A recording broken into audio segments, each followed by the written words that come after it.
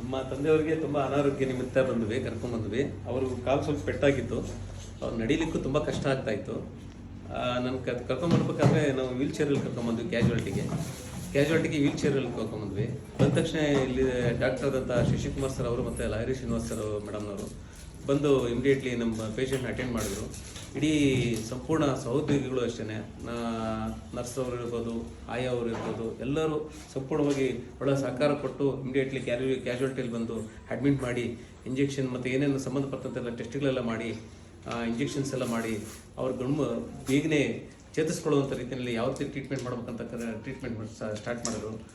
So ಒಂದು 15 ದಿವಸದ ಒಳಗಡೆ ಇವತ್ತು ನಮ್ಮ ತಂದೆಯವರು ನಡೆದಾಡುವಂಥ ಮಟ್ಟಿಗೆ ಮಾಡಿದ್ದಾರೆ. ಒಳ್ಳೆ ಟ್ರೀಟ್ಮೆಂಟ್ ಸಿಗುತ್ತೆ ಈ ಹಾಸ್ಪಿಟ್ಲಲ್ಲಿ. ಈ ಹಾಸ್ಪಿಟ್ಲಿಗೆ ಮತ್ತು ಸಿಬ್ಬಂದಿವರೆಗೆ ಎಲ್ಲರಿಗೂ ನಾನು ಧನ್ಯವಾದ ಹೇಳೋಕ್ಕೆ ಇಷ್ಟಪಡ್ತೀನಿ.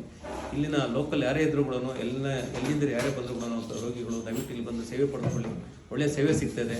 ಈ ಆಸ್ಪತ್ರೆ ಇನ್ನೂ ಹೆಚ್ಚಿನ ನಿಟ್ಟಿನಲ್ಲಿ ಬೆಳೀಲಿ, 4-6 ಜನರಿಗೆ ಸೇವೆ ಮಾಡುವಂಥ ಅವಕಾಶ ಭಗವಂತ ಕಲ್ಪಿಸಲಿ ಮತ್ತು ಡಾಕ್ಟರ್ ಕಂಡಂಥ ಕನಸು ನನಸಾಗಲಿ ಮತ್ತು ಎಲ್ಲರಿಗೂ ಒಳ್ಳೆಯದಾಗಲಿ ಅಂತ ಈ ಮೂಲಕ ನಾನು ಪ್ರಾರ್ಥನೆ ಮಾಡ್ತೀನಿ. ಧನ್ಯವಾದಗಳು.